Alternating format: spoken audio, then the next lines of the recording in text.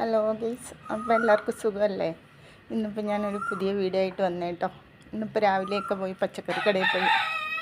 അവർ കളയാൻ വെച്ചിരിക്കുന്ന പച്ചക്കറിയാണ് എന്നും കൊണ്ടുവരും. ഇത്രയ്ക്ക് അച്ചിങ്ങ, ബീൻസും, പിന്നെ ബീട്രൂട്ട്, ചേമ്പുണ്ട് കേട്ടോ.